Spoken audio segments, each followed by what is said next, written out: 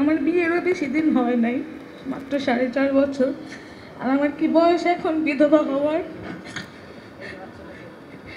আমার তো এখন মোটেও বয়স ছিল না বিধবা হওয়ার, কিন্তু এরকম করে মারছে আমার জামাইটাকে।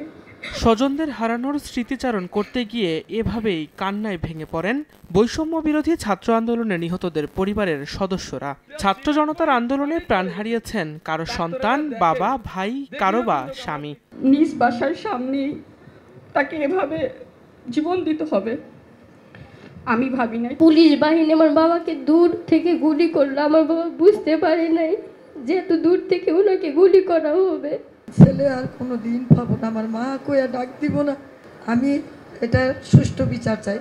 মঙ্গলবার বিকেলে ঢাকা মহানগর দক্ষিণ জামায়াতে ইসলামীর উদ্যোগে বৈষম্য বিরোধী ছাত্র আন্দোলনে নিহতদের পরিবারের সদস্যদের আর্থিক সহায়তা প্রদান করা হয়। এ সময় বৈষম্য বিরোধী ছাত্র আন্দোলনে নিহতদের সঠিক তালিকা প্রকাশ করতে সরকারের প্রতি আহ্বান জানান ঢাকা মহানগর দক্ষিণ জামায়াতে ইসলামীর সেক্রেটারি ডক্টর শফিকুল ইসলাম মাসুদ।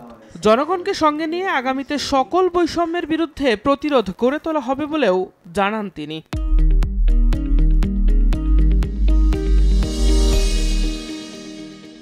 যে কোনো বৈষম্যের বিরুদ্ধে নতুন করে আবার 5ই আগস্ট তৈরি করে সকল বৈষম্যের বিরুদ্ধে বাংলাদেশ জামাত ইসলামী ছাত্র শিবির জনগণকে সাথে করে নিয়ে জনগণের আন্দোলনকে প্রতিষ্ঠিত করার জন্য, অধিকারকে আদায় করার জন্য আমরা ভূমিকা পালন করব ইনশাআল্লাহ। বাংলাদেশের বর্তমান অন্তর্বর্তীকালীন সরকার এবং পরবর্তী যে সরকার আসবে তারা যেন এই শহীদদের যথাযথ সংখ্যা এবং তাদের তালিকা নির্ধারণ করে যে সম্মান এবং যে মর্যাদার আসনে তাদেরকে অধিষ্ঠিত করার কথা তাদের পরিবারকে, সেই দায়িত্ব যেন এই সরকার গ্রহণ করে। নতুন বাংলাদেশ পুনর্গঠনে সবাইকে এগিয়ে আসার আহ্বান জানান ঢাকা মহানগর দক্ষিণ জামায়াতে ইসলামীর আমির নুরুল ইসলাম বুলবুল।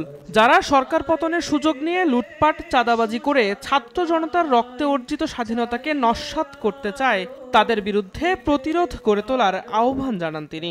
জনগণের অধিকার প্রতিষ্ঠার জন্য আমাদের সবাই মিলে কাঁধে কাঁধ মিলিয়ে আমরা ভূমিকা পালন করি। একটা সুবিধাবাদী গোষ্ঠী পট পরিবর্তনের সাথে সাথে লুটপাট, চাঁদাবাজি, ভাঙচুরে মত্ত হয়েছে। আমরা স্পষ্টভাবে বলতে চাই, এত শ্রম, রক্ত এবং ঘাম ও জীবনের বিনিময়ে অর্জিত যে দ্বিতীয় স্বাধীনতা, এটাকে নস্যাৎ করতে দেয়া যাবে না। পরে আন্দোলনে নিহত প্রত্যেকের পরিবারকে 2 লাখ টাকা করে সহায়তা তুলে দেন জামায়াতে ইসলামীর কেন্দ্রীয় ও মহানগরীর নেতৃবৃন্দ। দিন মোহাম্মদ সাব্বির, সময় সংবাদ, ঢাকা।